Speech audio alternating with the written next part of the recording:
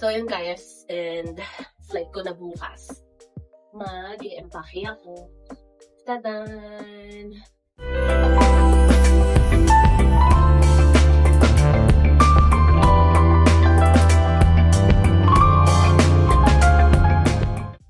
So, bag ko. Start na mag-empake. Yan, nabuksan na. Tadaan! So, bumili sila ng maleta. It's 32 kilogram. Ang storage na. Parang natira pa yung hindi naman ito binili niya. Tapos bumili din sila ng belt ng maleta. Medyo magulo yung kwarto guys. Pasensya na ha. Anyways, ayan na.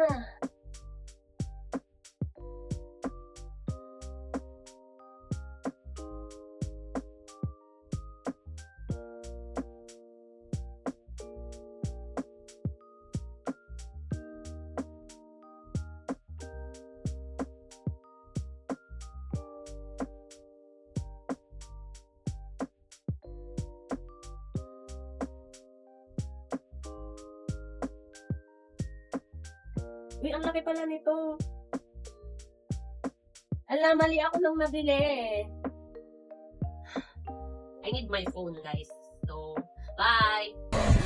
Hi, guys! Welcome back to our YouTube channel. This is me, Jaja, your Kasyopao. Kagagaling ko lang pala ng POEA for our PIDOS. And waiting na lang kami sa oras ng departure ko. Kasama ko nga pala ang family ko. Ihahatid nila ako sa airport mamayang mga 3 o'clock. Dapat talaga, dediretso na ako sa airport kasi yun talaga yung advice doon sa POEA.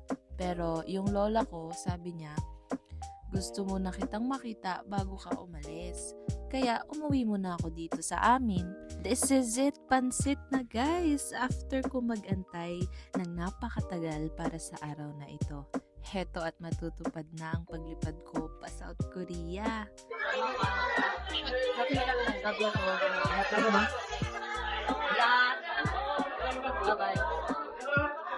Bye-bye. Bye-bye. Ay, mag-ikat na ba?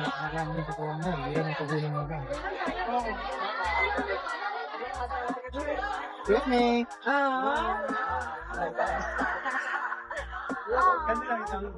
Bye-bye.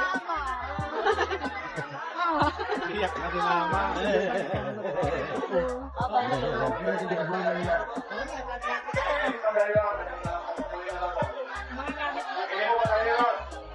Yeah, mag-ingat ka. Ingat ka ha. Mag-chat ka pag nakaupo ka na sa loob.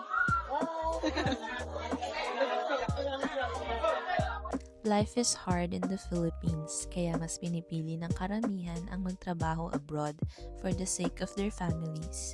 Malungkot pero kakayanin. Yun naman ang difference natin sa iba. We can tolerate everything or anything para sa family natin. For those who are wondering how to work in Korea, let me explain. First, kailangan meron kang basic knowledge sa Korean language dahil kailangan mong pumasa sa ETS topic exam at kailangan mo din maipasa ang skill test exam. Next, kapag naipasa mo na, kailangan mo mag-pre-medical and then yung results ibibigay mo sa POEA para mailagay ka nila sa rooster. Sa rooster, magseselect ang mga factories sa Korea ng employees. Once na naselect ka na, magko-contract signing ka, then 5 days training sa POEA, then mag-medical ka ulit, and aantayin mo na lang yung departure mo papunta ng South Korea. As you can see guys, marami kaming EPS passers ang nandito na sa Korea ngayon. Try this out, malay mo ikaw na ang susunod na palarin. Ngayon, papunta na kami ng training center sa Ansan. Kapag dating nga pala ng South Korea, hindi agad magtatrabaho. Dadaan pa ng training for 3 days. Magdidiscuss sila dito ng possible scenarios and accidents sa trabaho. Then, they will let you know how to prevent it and mapag-uusapan din dito kung magkakaroon tayo ng problema sa mga employers natin. I-inform nila saan at kung kanino ka po pwedeng humingi ng tulong. Sa panghuling araw ng training, ito na yung susunduin ka na ng employer mo sa training center. At depende kung same day ka magtatrabaho o bibigyan ka nila ng oras para makapagpahinga at kinabukasan ka na magsisimulang magtrabaho. Ayun guys, sana naging informative naman tong video na to at sana nagustuhan ninyo. For more questions nga pala, you can comment down below at susubukan kong sagutin lahat ng mga questions nyo. Please support me by clicking the subscribe button and hit mo na din yung bell button para naman ma-notify ka sa mga future videos ko. Ayun lang guys, thank you for watching!